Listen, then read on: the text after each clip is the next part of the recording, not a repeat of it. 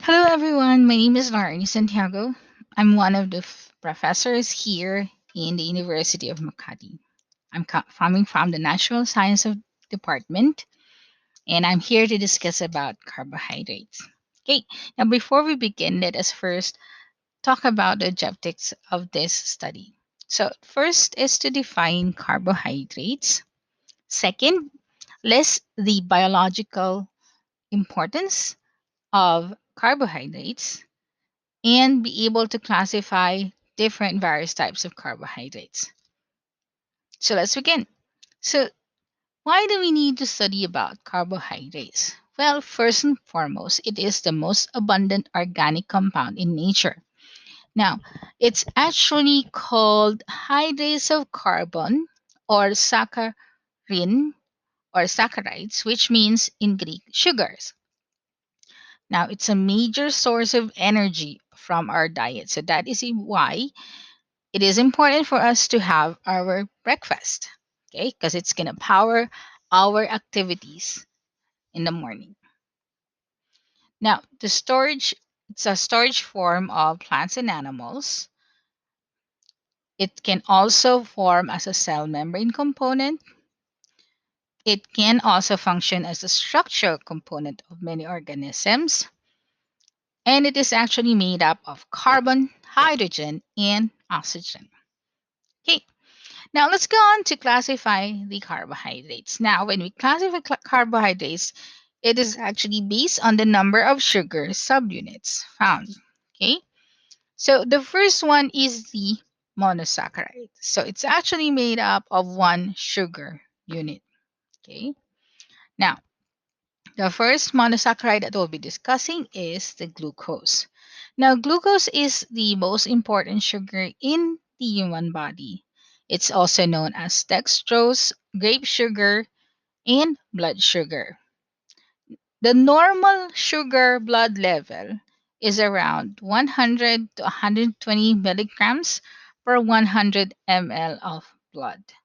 Now, if you go above that, you might be suffering from diabetes mellitus. So make sure you drink plenty of water. Okay. Now it's regulated by insulin and glucagon. So if in case you have a high sugar level inside your body, insulin would start working on to stop further absorption of sugar or glucose in the blood. While glucagon, on the other hand, will start working if in case you are undergoing starvation or fasting. It will break down the stored sugar in our body to be utilized. Okay. Now, another characteristic of glucose, it is actually made up of the formula C6H12O6. That's 6 carbon, 12 hydrogens, and 6 oxygens. And at the same time, it is the building block for many disaccharides and polysaccharides. So that's for glucose. Next, let's have now galactose. Now, galactose is coming from lactose, which is a disaccharide of milk. Okay. Now, it is not found free in nature. And when you combine galactose and glucose, it forms now lactose. And it also functions as an important cell membrane component in the central nervous system. So that is for galactose. Now, if you will notice, it is similar with the glucose structure. Yes. The only thing that's different about them is the fourth carbon here. Si glucose, nandito sa baba si hydroxide. For galactose, nasa taas siya. Okay? That's for galactose. Let's move on to the next one. We have now fructose. Now, fructose is also known as levulose, which can be found in honey, corn syrup, and sweet fruits. Now, this is actually the sweetest carbohydrates. It's 2 times sweeter compared with sucrose. Now, if you combine it, when you break down sucrose, you produce fructose. Okay. Now, fructose can be converted to glucose in the body. So, for example, this holiday you had a plenty of, you had a lot of fruits. You ate up a lot of fruits because of the medianoche. It will be converted into glucose by the body. Okay. So that is for fructose. Okay, so the next one, the last among the monosaccharides, is ribose. Now, ribose in its the related compound deoxyribose are building blocks of the backbone chains of the nucleic acids known as the DNA and the RNA. So, ribose is used for RNA. Deoxyribose, on the other hand, is used in DNA. Now, the deoxy refers to the lack of alcohol. Instead of having the alcohol or the R hydroxide here in ribose, you're having hydrogen instead for deoxyribose. Okay, so that's the last one for the monosaccharides. Now, let's move on to the next classification of sugars. The next one is the disaccharide. Now, the disaccharide is also known as double sugar or biose. Now, it's a sugar that's made up of two monosaccharide units, which is combined or held together by glycosidic bond. Now, compared with monosaccharides, disaccharides are also soluble in water, and we have three common examples of disaccharides. So let's proceed. So the first one is lactose. Now, lactose is found in mammalian milk. Now, it's actually made up of galactose and glucose as shown here on the diagram. Okay. Now, if in case you had eaten ice cream and then your stomach gets upset right away, you might be suffering from what we call lactose intolerance. It means your body cannot digest lactose. Okay? Now, lactose is can be found in milk and other dairy products. So, if in case you cannot take your cheese, milk, or anything that contains that, that means you are lactose intolerant. Okay? So that is for lactose. Now, let's go to the next disaccharide. Now, the second disaccharide is called maltose. Now, maltose is also a reducing sugar. It's also known as malt sugar, and it's made up of two glucose units. Okay. The third one is sucrose. Okay. Now, it's also known as table sugar, cane sugar, or sugar beets. Okay. So this is the one that we add to our coffee, to our chocolate, if you want to make it sweeter. Now, it's made up of glucose and fructose. Okay, so that is for sucrose. Okay. The third classification is known as oligosaccharide. Now, oligosaccharide comes from the Greek word oligos, which means a few, and saccharine or sugar, which is a saccharide or a sugar polymer that contains a small amount of monosaccharide units, which is around 3 to 10 monosaccharide units. Now, oligosaccharides can function, or some of it can function as cell recognition, cell binding. An example of this one is oligolipids, which functions in immune response. Okay, the last polysaccharides or the last classification is the polysaccharides. Now, this is the most abundant carbohydrate found in food.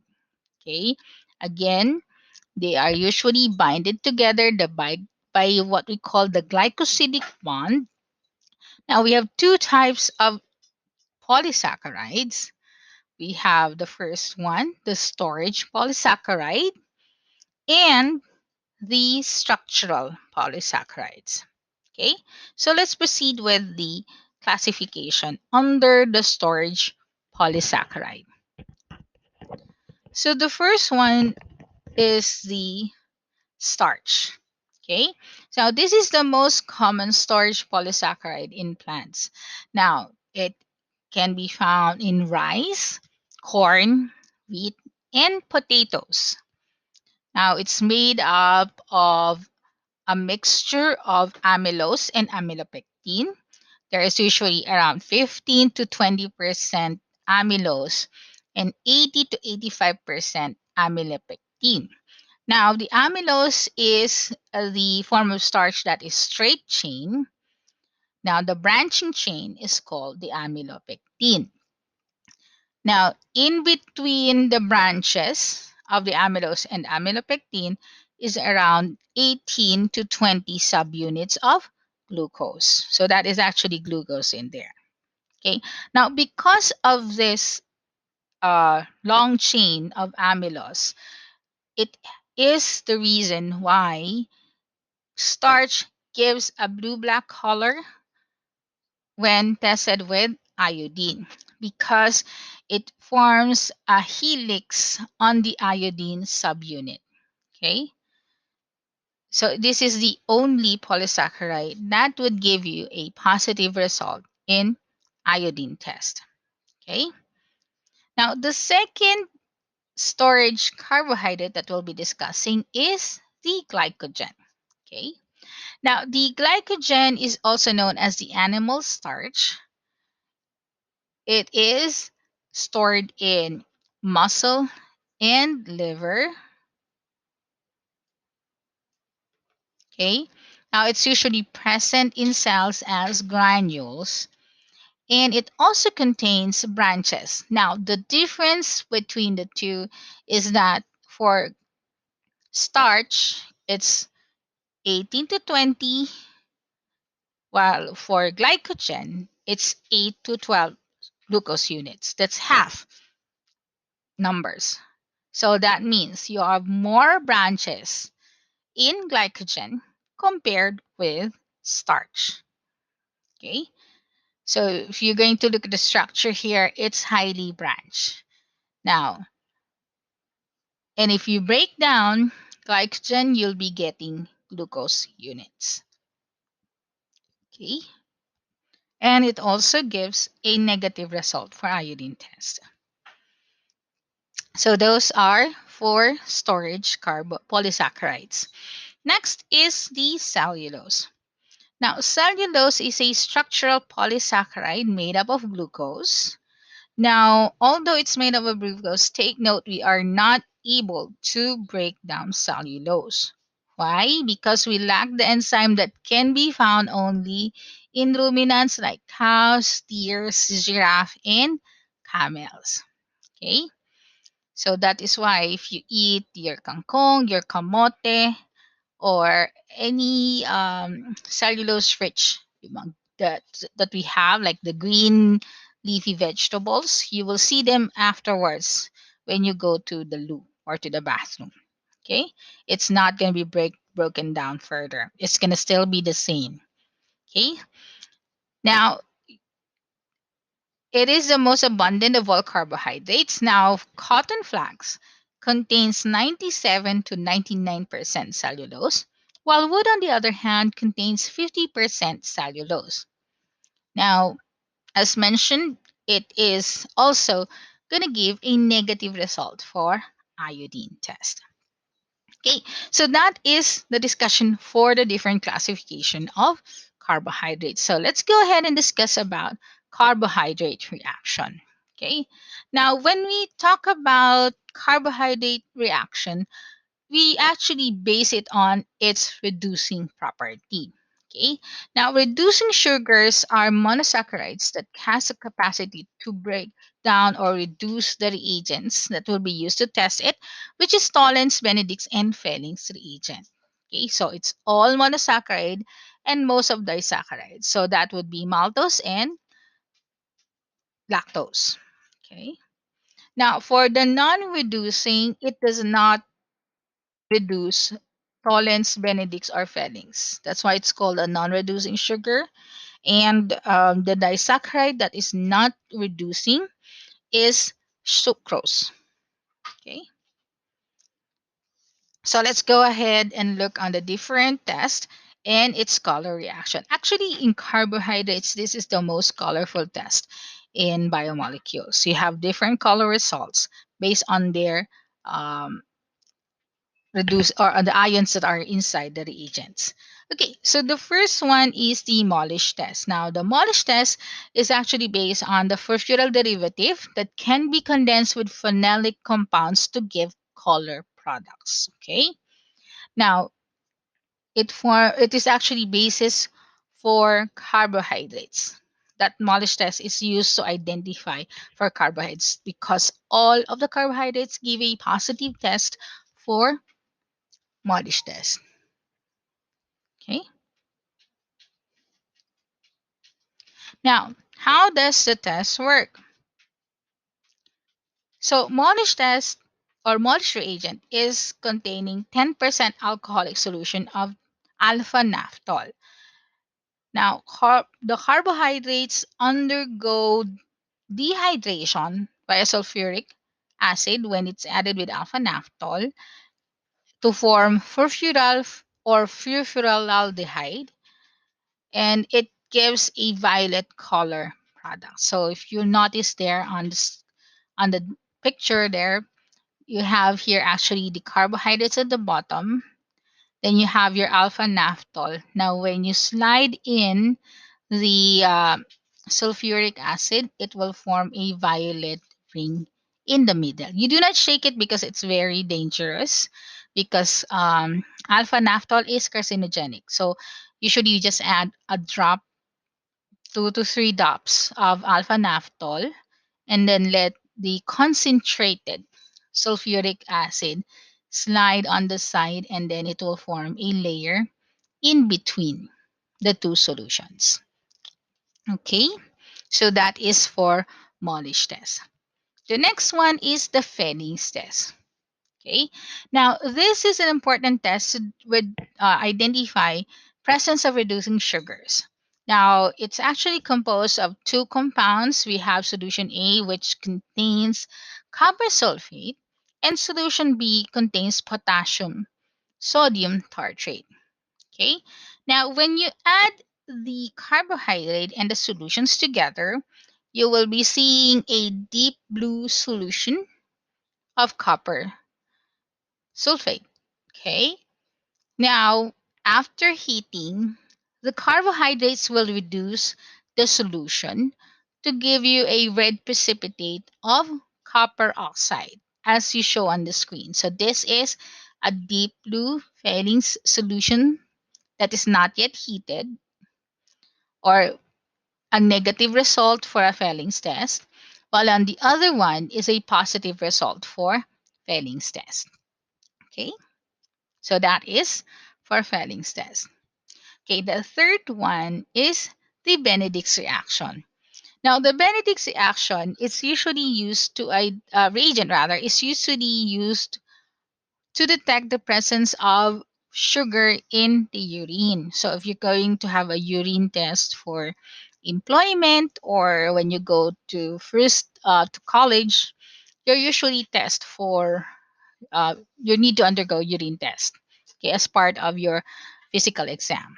Okay, now this is a standard to identify if you're suffering from diabetes mellitus. Now the color result shows there the level of sugar that is found inside the urine sample. Now if you have blue, congratulations, your kidney is working properly. It's able to s- um, screen sugar from leaving the kidney. So, hindi lumalabas ang sugar dyan. Next, green and yellow. Medyo konting may sugar yung urine mo. Now, yellow turmeric, nako, it's a candidate for diabetes mellitus. You have a high level of sugar. So, I would go for a green and a blue. Medyo okay pa to. Pero, take note, drink plenty of water. That would work fine. Okay, plenty of water. Okay, now the last in reducing test is the tolerance test. Now, in tolerance test, we're actually using a ammoniacal silver nitrate solution. So, when you add it with carbohydrate, so the carbohydrate will actually be precipitating out the solution or precipitating out silver nitrate into silver ions rather into the solution, causing them to coat the test tube. So on the screen, you will see there a negative result, partial positive, and then complete reaction. Okay, so if the test tube starts to gray out, it means it's starting to form or plate silver on the side of your test tube. And here is a complete positive result. Okay, so that is for tolerance test. So usually it gives us a mirror finish on the test tube. Okay, now the last test is the iodine test. Now it's used to detect the presence of starch. Now take note that iodine is not soluble in water, so usually we add their iodine, potassium iodide. Now, the iodine dissolved in the solution of potassium iodide reacts with the starch to form starch iodine complex, which gives the blue-black color to the reaction mixture. So here is the starch molecule. Remember, we discussed earlier that it is forming a coil. Now, because of the coil, it's able to um, capture the iodine crystals to give it the the starch iodine complex here. Okay, so that's all for the discussion with regards to carbohydrates. Thank you for listening and hope you have a nice and wonderful day. Bye bye.